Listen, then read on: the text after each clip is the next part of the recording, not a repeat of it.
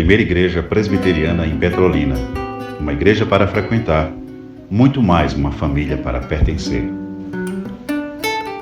Amém. Vamos agora ouvir a palavra do Senhor Deus. Reverendo Iraquitan, como já falamos, ele faz parte também da IPB, trabalha com a Juvep e também com a nossa APMT, não é? Agência Missionária Transcultural, APMT, é da IPB. E a Juvep também é uma bênção, é uma agência missionária interdenominacional, é uma bênção também. Guerreiro, a igreja do Senhor, dela somos apenas copastores, porque o pastor supremo dela é Jesus Cristo.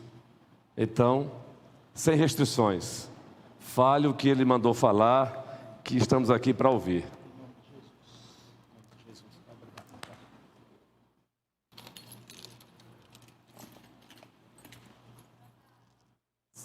Quer colocar isso aqui, Tiago? Não? Boa noite, meus irmãos. Muito bom estar aqui com vocês.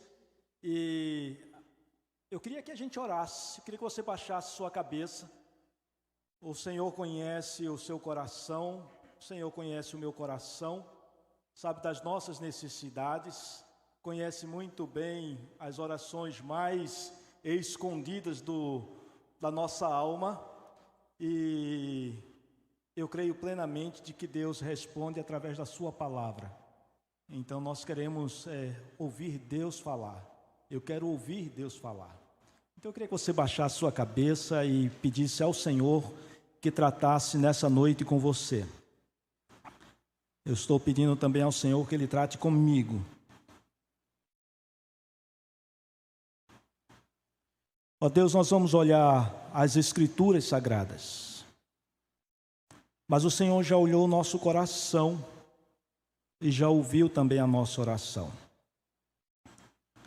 Trato, ó Deus, com cada um dos pedidos que foi feito nessa noite aqui, cada uma das necessidades que foram apresentadas diante do Senhor nesse momento, que a Tua palavra possa aquecer o nosso coração, possa nos encorajar na nossa caminhada.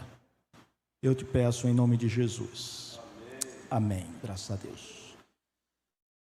O Evangelho de Mateus, capítulo 16. E eu queria nessa noite apenas relembrar aos irmãos alguns aspectos doutrinários. Mas a minha intenção não é ensinar doutrina, porque isso é o papel do pastor da igreja. Mas eu queria olhar esses aspectos doutrinários e retirar algumas lições práticas para a nossa vida, encorajando a nossa caminhada, servindo também de embasamento para a nossa caminhada aqui no momento que estivermos tratando sobre casais e famílias. E me parece que esse caminho de mostrar alguns aspectos doutrinários, eles são extremamente importantes para que possamos definir então a nossa caminhada, a nossa prática, ortodoxia e ortopraxia, com afeição, com coração, não é isso, pastor? Eu gosto disso também. Então a ideia é olharmos conceitos, ideias, fundamentações teóricas, teológicas, para que a gente possa então fazer uma boa caminhada, uma caminhada saudável na nossa prática. Amém, irmãos? Então não vai ter nenhuma novidade, nada de especial, coisas que os irmãos já sabem, mas que precisamos relembrar sempre. Pastor John Piper, me perdoem, John Piper, ele diz o seguinte: nós precisamos pregar o Evangelho para nós mesmos todos os dias. Todos os dias precisamos relembrar quem é Jesus, o que Jesus fez na cruz e o que Jesus fará por nós no futuro. Precisamos relembrar disso todos os dias. Afinal de contas, o diabo toma café da manhã com a nossa fé também todos os dias.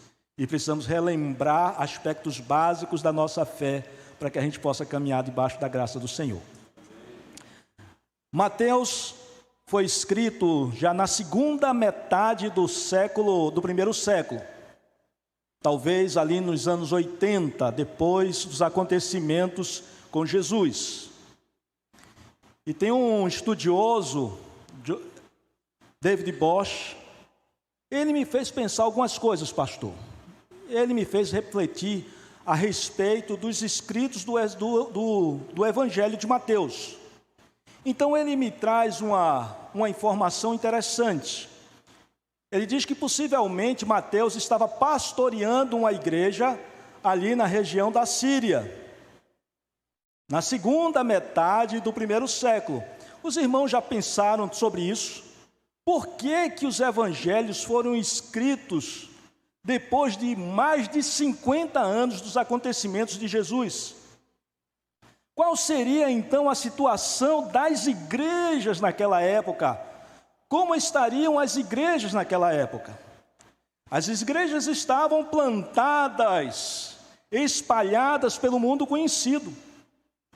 As igrejas estavam vivenciando uma experiência missionária. Percebam isso, irmãos. Faz parte da natureza da igreja ser missionária. Desde o seu início, desde os seus primórdios, a igreja tem na sua essência, na sua existência, na sua formação, esse caráter missionário. Ou não? O relato, por exemplo, de Atos, capítulo 8, diz que aquela igreja estava toda ali reunida em Jerusalém, quando se estabelece então a primeira grande perseguição sobre a igreja. Capítulo 7, final do capítulo 7, morte de Estevão. Capítulo 8 diz que a igreja se espalhou então pelas regiões e fugindo da perseguição, tentando aliviar um pouco o seu sofrimento. Desconfortável, afinal de contas, ninguém foge e sai da sua área de conforto, da sua cidade de conforto, de forma tranquila. Mas o escrito de Atos, Lucas diz que aquela igreja, à medida que ela saía e se afastava de Jerusalém, ela continuava pregando o evangelho de Jesus. Vejam que coisa linda! Ela estava sendo perseguida por causa do evangelho, fugindo dos seus perseguidores por causa do evangelho, mas mesmo assim continuava pregando o evangelho de Jesus. A tal ponto que chega um outro historiador e fala que o crescimento da igreja naquela época se deu muito mais por causa desses leigos que fugiam do sofrimento e da perseguição do que necessariamente por causa dos apóstolos. O reverendo Ronaldo, ele diz que pelo menos duas forças impulsionaram o crescimento da igreja primitiva. O primeiro foi um movimento da espiritualidade, capítulo 2 de Atos, quando o Espírito Santo é derramado sobre os apóstolos, o evangelho é pregado e a igreja cresce. E aí ele diz que o segundo movimento é um movimento do sofrimento. Já pensaram, irmãos, sobre isso? A igreja perseguida, a igreja debaixo de pressão, a igreja crescendo, o evangelho sendo pregado. Então esse historiador, esse missiólogo que eu falei logo no início, ele me fez pensar qual era a situação de Mateus quando escreveu então o evangelho. E ele disse, ele estava então numa região distante, na Síria, gente que falava diferente, com língua diferente, com cultura diferente, com valores diferentes, e a igreja estava estabelecida nesse meio, caráter missionário da igreja. A igreja que se estabelece no meio de uma cultura diferente, de um povo com conceitos e valores diferentes. Meus irmãos, eu não sei se vocês percebem isso, mas como nós estamos exatamente nessa condição, no meio de uma sociedade que tem valores diferentes, sim ou não? Por isso que ficamos escandalizados. Por isso ficamos escandalizados com a cultura da sociedade aonde nós estamos inseridos, aonde tudo vale, tudo é permitido, tudo é possível, e você diz assim, como é que pode isso? E de fato isso é uma agressão para nós. Afinal de contas, nós estamos no meio de uma cultura completamente diferente daquela proposta pelo reino de Deus. somos uma igreja missionária. Estamos dentro de uma sociedade com cultura diferente, com costumes diferentes, com posturas diferentes, e precisamos ser sal e luz dentro dessa comunidade. Sal e luz. Somos uma igreja missionária. Então, Mateus escreve aos judeus que estavam dispersos ali naquela região da Síria, não apenas para confirmar de fato de que Jesus era o Messias, era o Cristo enviado por Deus, mas esse estudioso me faz agora pensar sobre as recomendações feitas a essa igreja que se encontra num espaço missionário, num espaço de um contexto cultural diferente, de posturas diferentes, de valores diferentes.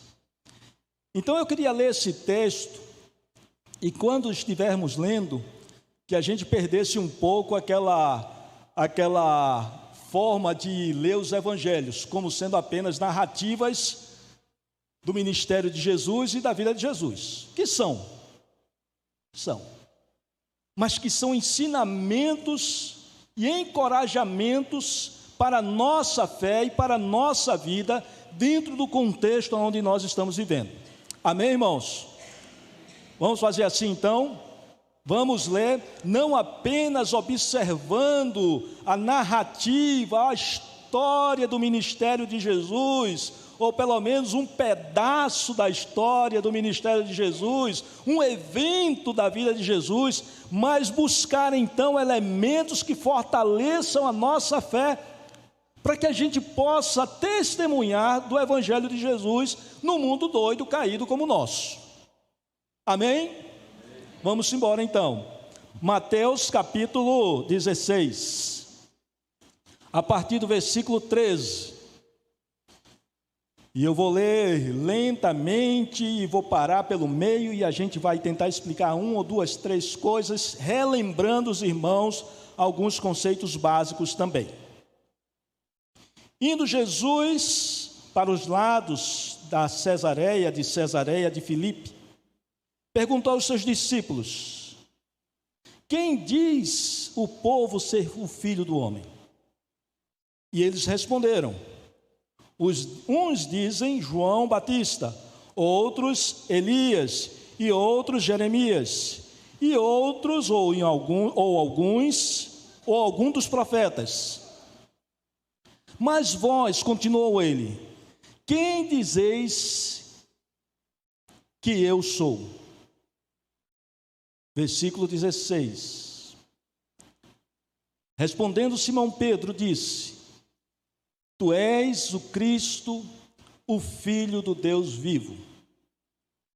Então Jesus lhe afirmou: bem-aventurado és, Simão Bar-Jonas, porque não foi nem carne e nem sangue que tu revelaram, mas o Pai que está nos céus.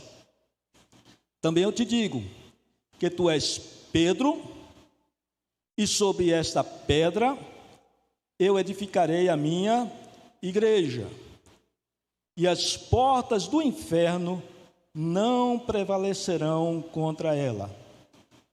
Dar-te-ei as chaves do reino dos céus. O que ligares na terra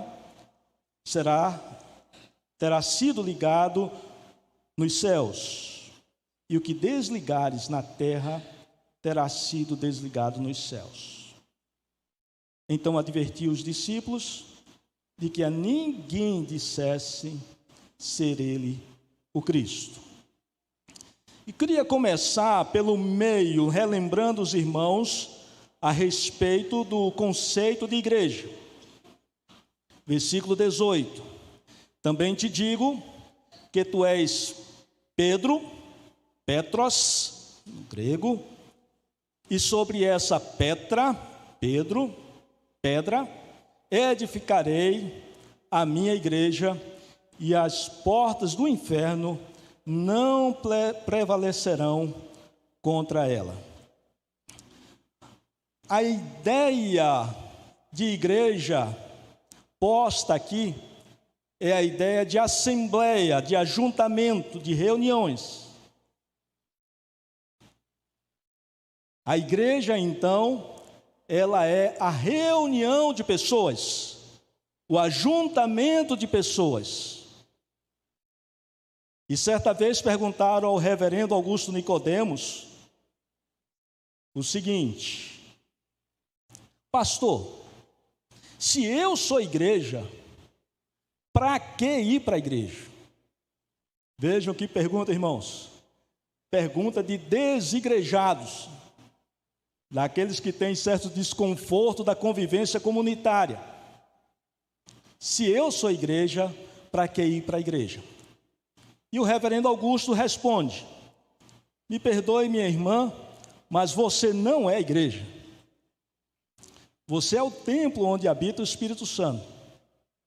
A igreja é a congregação. A igreja é o ajuntamento. A igreja, irmãos, não é o prédio onde nós nos reunimos. Às vezes nós temos essa mania de dizer: está indo para onde? Estou indo para a igreja. Mas eu posso dizer que eu estou indo para a igreja na casa de Carlos e Tereza. Estou indo para a igreja porque é onde o povo está se reunindo, onde a congregação está se reunindo. Então eu queria trazer novamente à memória dos irmãos esse primeiro conceito, de que a igreja é o ajuntamento do povo. Mas será então que é qualquer povo? O texto está nos mostrando que não é qualquer povo, não é qualquer ajuntamento. O texto está nos mostrando aqui, em primeiro lugar, que esse povo recebeu uma revelação do próprio Deus.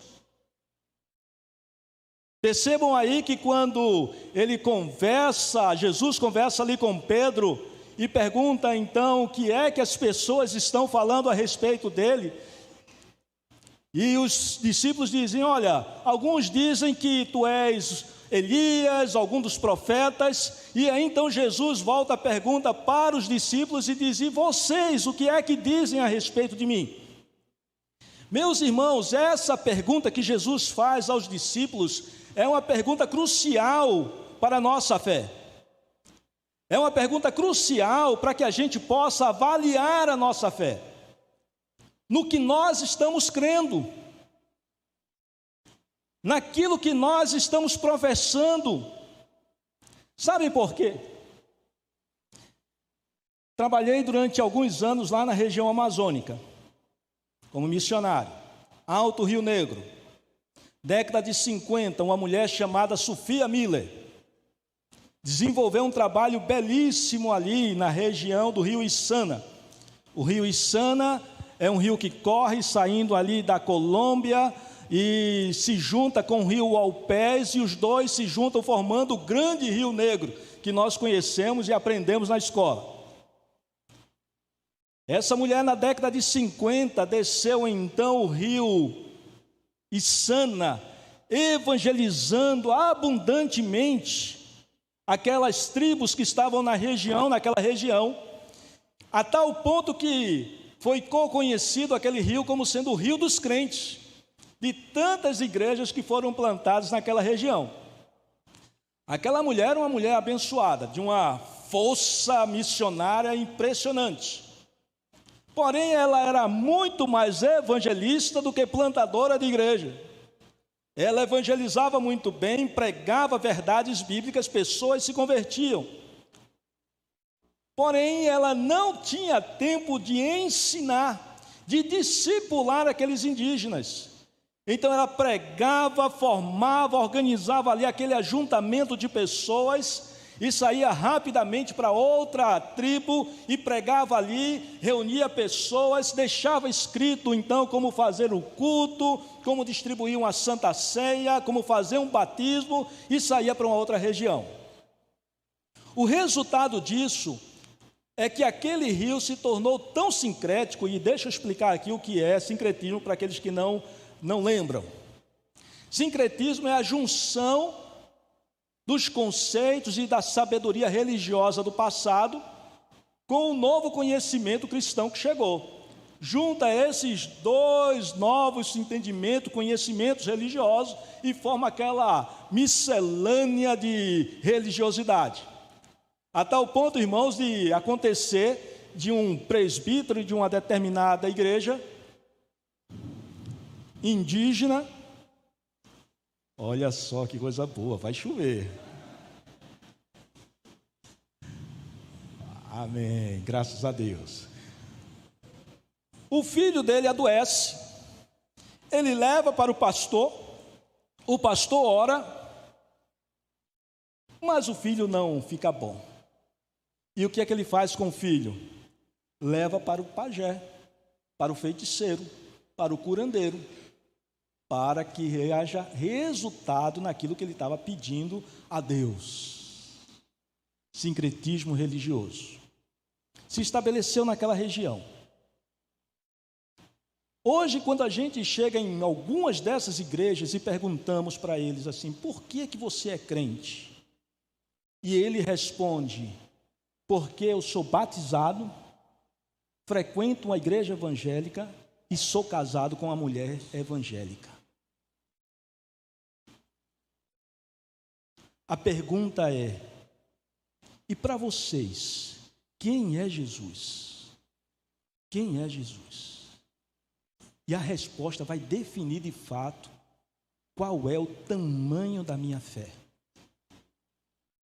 Qual é a minha fé? Quem é Jesus para você? Aquele que dividiu a história em 2 momentos e quando chega o Natal eu venho na igreja e canto noite de paz, noite de amor. O Jesus que a gente fala, não, eu vou e é Jesus para lá, Jesus para cá, eu dou até o dízimo, né, por causa do nome de Jesus, tal. O próprio evangelista Mateus chega ao ponto de dizer que alguns, em nome desse Jesus, farão prodígios, sinais, mas que quando chegar naquele dia, ele vai dizer assim, vão para longe de mim, porque eu não vos conheço. E aí eu volto novamente à pergunta, meus irmãos, porque essa pergunta é crucial para nossas vidas. Quem é Jesus para nós? Quem é Jesus para você?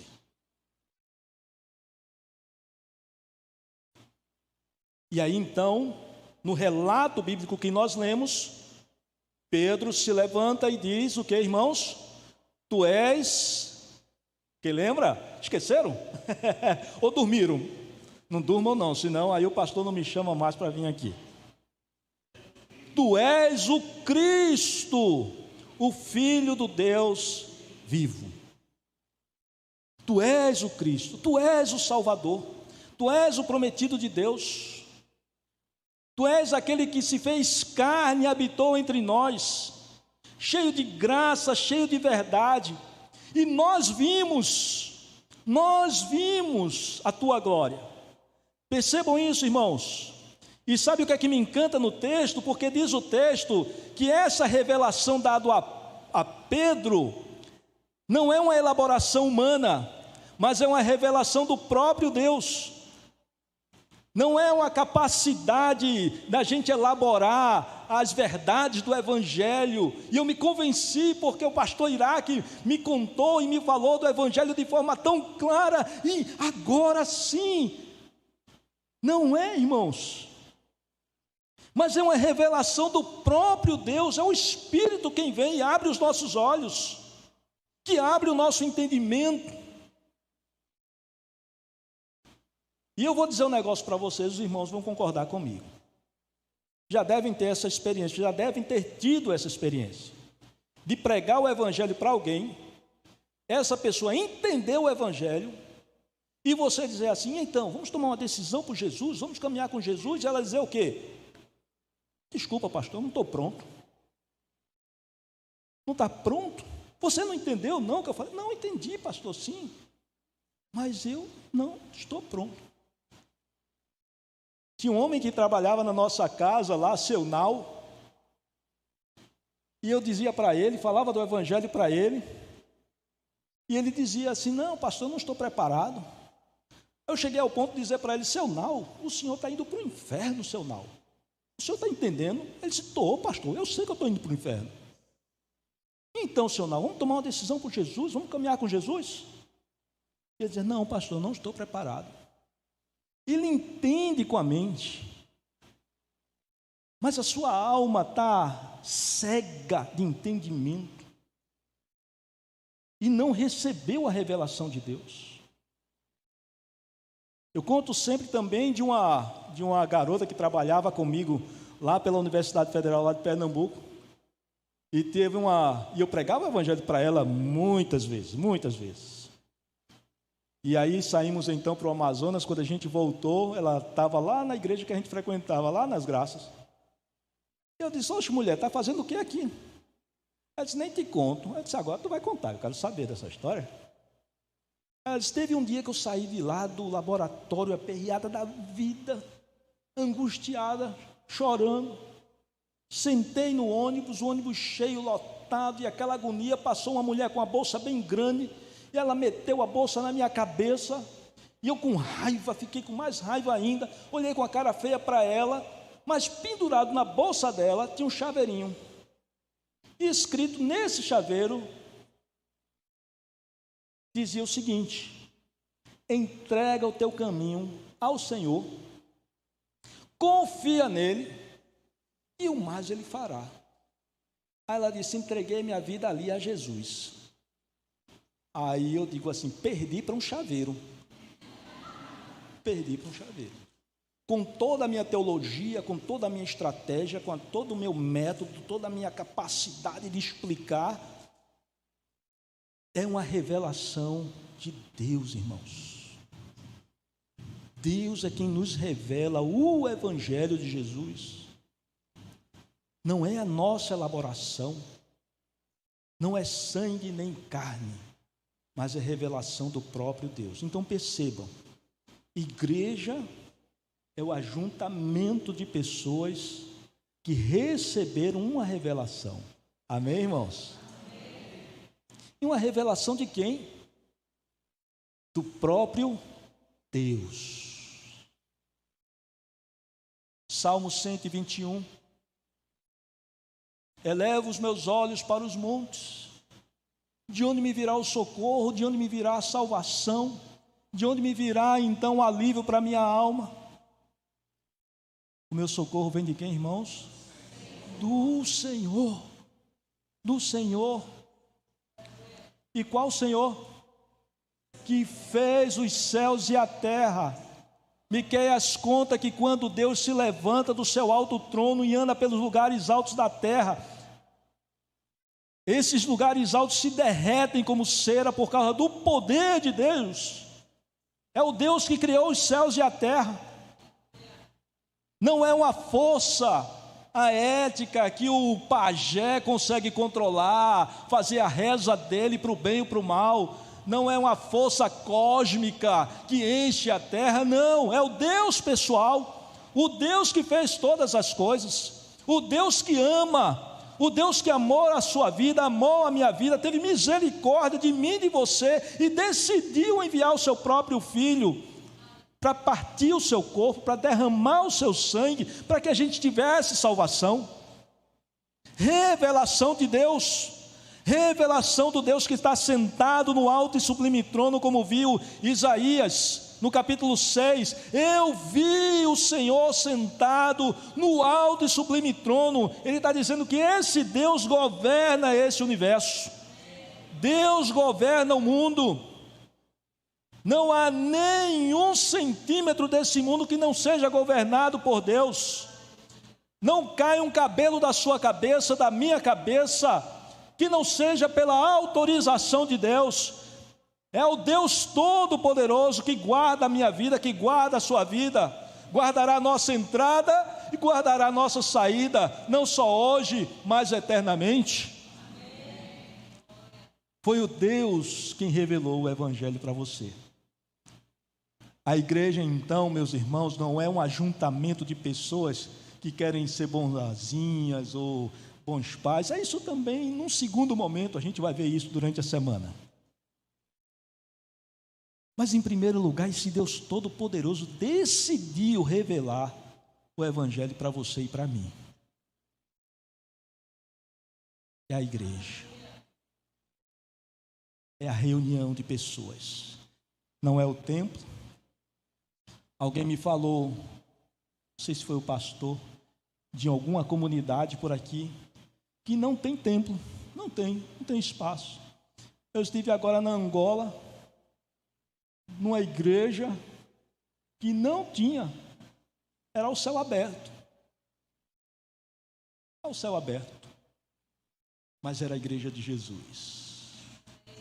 Povo que recebeu uma revelação. E uma revelação do próprio Deus. Do próprio Deus. Isso é a igreja. É a igreja. Quando a gente pensa nessa palavra igreja, ela é a primeira vez que aparece no Novo Testamento. É certo que os livros do Novo Testamento, eles não estão organizados no sentido cronológico, mas sim dentro de uma narrativa, não é isso? Mas pela primeira vez aparece essa palavra eclésia. Uma palavra composta da junção de duas palavras, de uma partícula, ek, que dá a ideia de estado, ou de estar aqui, mas está no sentido para fora, está para fora, ou indo para fora, junto com a outra palavra, kalel, a partir do verbo kalel, que é chamado. E eu gosto muito quando um estudioso diz que não é qualquer chamado, não é um assovio. Né? Às vezes a gente está ali vai passando um amigo lá do outro lado, é chamado pelo nome. Chamado pelo nome. É o chamado de quem conhece a nossa alma, as nossas necessidades, as mais profundas. Para aqueles que viveram uma vida de pecado, de loucuras, de transgressões terríveis, eu fumava, eu bebia e tal. Deus conhece, Jesus conhece e conheceu e chamou pelo nome. Aqueles como é o meu caso, eu sempre fui um menino bonzinho. Nunca fumei, pastor. Nunca bebi, pastor. Nunca saí para dançar por aí, saí com as meninas. Nunca, fui um menino bonzinho. Mas só Deus sabe as minhas angústias da alma. Deus sabia, Deus conhecia. E Ele me chamou pelo nome. Chamou pelo nome. E chama para participar da sua mesa. A mesa do Senhor, aquela santa ceia que às vezes a gente está doido para ir embora, para assistir os gols do Fantástico, né? Aquela é a mesa do Senhor. O Senhor nos convidou a participar daquela mesa. Nos chamou a participar dessa família. A pertencer a essa família. Estão percebendo, irmãos? São aspectos doutrinários que às vezes a gente ouve tanto na escola dominical que a gente perde a sensibilidade, a grandeza do negócio. A grandeza do negócio. Se estamos aqui nessa noite e reconhecemos que Jesus é o Cristo, é o Salvador, é o prometido de Deus, aquele que veio para nos libertar do pecado e nos levar para o céu eternamente, se eu creio nisso, e eu me sinto a essa comunidade, eu participo nessa comunidade, eu vivencio a vida dessa comunidade, eu recebi um convite de Deus o Todo-Poderoso para sentar na mesa do Senhor e fazer parte da família do Senhor. Oh, meus irmãos, meus irmãos. E eu quero terminar relembrando aos irmãos o que nós lemos aqui. e diz: as portas do inferno não prevalecerão contra essa igreja. Isso é uma postura de ataque, irmãos. É uma postura propositiva. Nós vamos avançar. Não é uma postura de recolhimento, de medo, que é uma coisa que tem me preocupado com relação à igreja de Jesus. Às vezes nós estamos tão assustados com o movimento LGBT que a gente fica: oh, meu Deus, tal, não vou deixar meus filhos irem para a escola, eu não vou mais trabalhar ali, eu não vou trabalhar aqui, porque... Não é isso, irmãos. A igreja foi chamada para invadir o mundo, para ser sal e luz. Isso fica muito claro, a gente vai ver isso também aí durante algum momento, quando a gente der uma olhadinha em João capítulo 17, a oração sacerdotal, quando Jesus diz assim: eu peço não que os tire do mundo, mas o que, irmãos? Os livre do mal. Ou seja, Jesus nos chamou, Jesus nos tirou, nos santificou, nos tornou uma igreja, um corpo, e nos lançou de volta para o mundo corrompido nas trevas, para sermos sal e luz no meio das trevas. É a igreja que avança, é a igreja que entra para romper as portas do inferno, e não a igreja que se assusta, que fica com medo, acuada dos movimentos de direita, de esquerda, de LGBT, de não sei o que, de Hamas, sei lá de que, dos muçulmanos, e fica com medo em nome de Jesus. A igreja é a igreja que vai e que segue adiante, rompendo as portas do inferno. É a igreja vencedora. Se tem história de super-herói, não são as histórias da Marvel. É a história da igreja. Não porque a gente é poderoso em nós mesmos, mas como disse Paulo, tudo posso naquele que nos fortalece. E quem nos fortalece é o Senhor Jesus. Russell Shedd, ele diz que nós somos imortais nesse mundo. Imortais, até termos cumprido aquilo que Deus determinou para a gente cumprir nesse mundo. As portas do inferno não prevalecem contra a igreja. Não prevalecem contra o seu povo. Os irmãos sabem disso. Os irmãos já devem ter estudado a história da igreja. As artimanhas do diabo para destruir a igreja.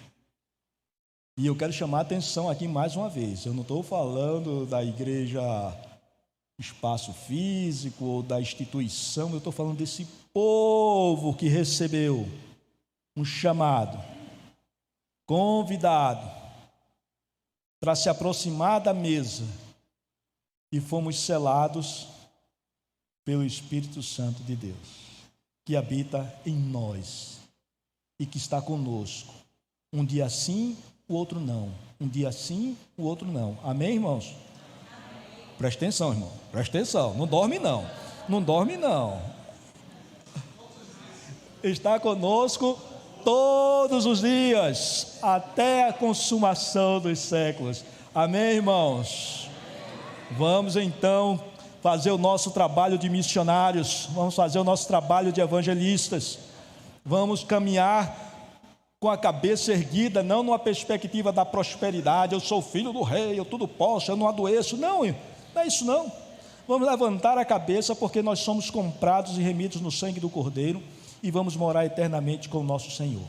Amém? Graças a Deus. Vamos orar, baixe sua cabeça.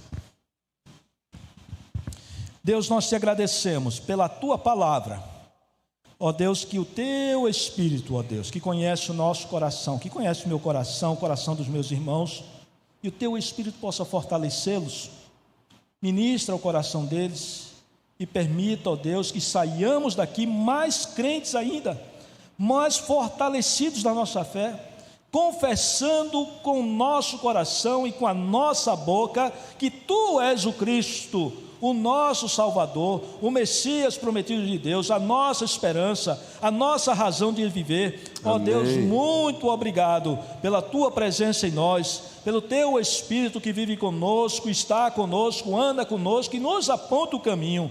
Nós te pedimos e te agradecemos em nome de Jesus, para a glória de Jesus, a quem amamos e esperamos ansiosamente. Amém. Foi.